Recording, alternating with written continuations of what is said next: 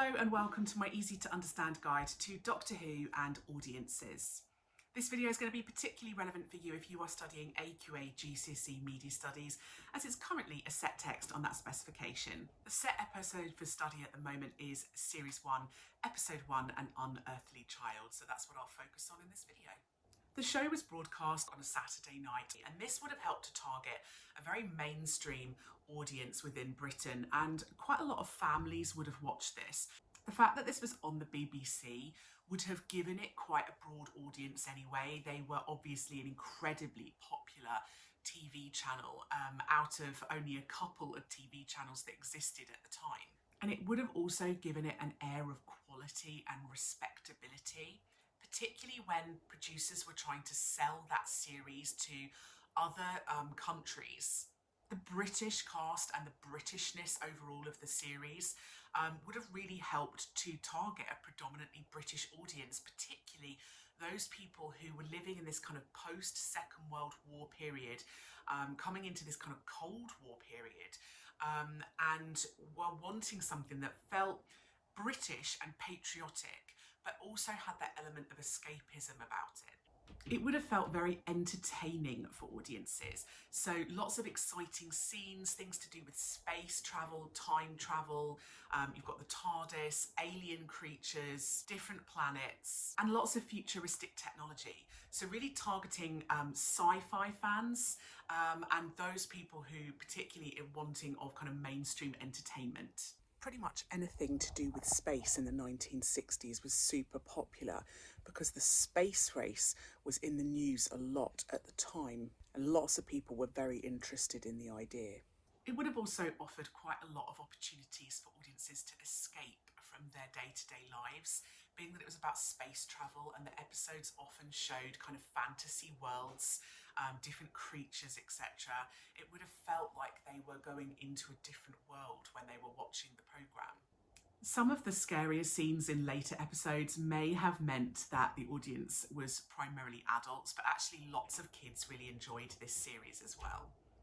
It had quite a wide age range of audiences, so the fact that the Doctor was a lot older and quite a wise, traditional, older male role model would have helped to target the kind of more adult, older audiences. But the fact that Susan was a much younger girl, quite modern in her approach and her look as well, that would have helped to have targeted a younger audience. Girls would have seen her as a bit of a female role model, somebody who was a bit more independent and progressive, somebody who was perhaps embracing some of those feminist ideas that were becoming more fashionable in the 1960s. The flashbacks would be really intriguing to audiences because they would make the audiences wonder what was so odd about Susan and why doesn't she understand some things but seems to be super intelligent in certain areas. The lack of representation of different ethnicities in the show would really have meant that it would have targeted a primarily white audience. Although this was fairly conventional in the 1960s, this lack of representation, it may mean that a modern audience might find it quite difficult to access or appreciate. They might feel that this lack of diversity makes the show feel quite discriminatory.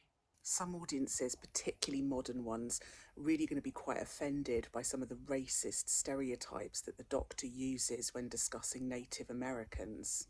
Audiences at the time would have been quite wowed by some of the special effects, even though they were done with things like strings and puppets and costumes. It would have seemed quite exciting and new. However, it is totally valid to realise that a lot of modern audiences now that look back on it may see this as quite laughable, and they might not like the show as much because they're used to more modern technology, CGI, etc. The use of electronic music in the titles might have really engaged modern audiences, as it would have been quite new and unusual for them. Of course, since this first episode of the first series, Doctor Who has continued to be quite a big success. Over the years, there have been several reboots which have been designed to help engage new, more modern audiences.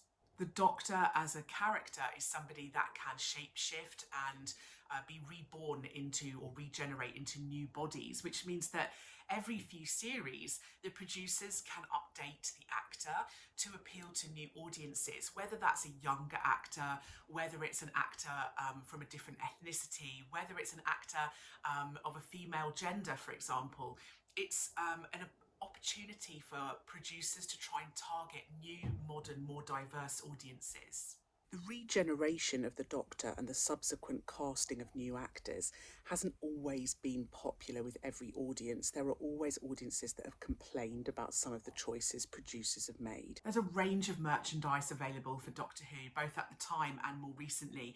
A lot of this merchandise was designed to engage children. The opening sequence is super mysterious and enigmatic, and it's designed to hook in audiences straight away. They wonder what this policeman is going to find, why there's this police box in the middle of a warehouse, and it feels very kind of tense. The use of some familiar settings like schools is a really good way of making it feel relatable to audiences. And this would make audiences even more shocked and amazed when they see the inside of the TARDIS, which seems very alien-like and odd and far too big in comparison to the size of the outside of the police box. And this would have been quite a wow factor for audiences at the time. The cliffhanger ending of the narrative, where we aren't entirely sure what this creature is, what planet we're on, or what's going to happen to them, is specifically designed to engage audiences and make them desperate to watch episode 2. So they'll tune in the following week to find out what happened. And that's a really great way of trying to maintain audiences across a series. So that was my easy to understand guide to Doctor Who and audiences. Don't forget to subscribe to my channel for other videos that are going to be relevant for you. And if you would like a video that I don't already have, leave a little comment below and I'll see what I can do.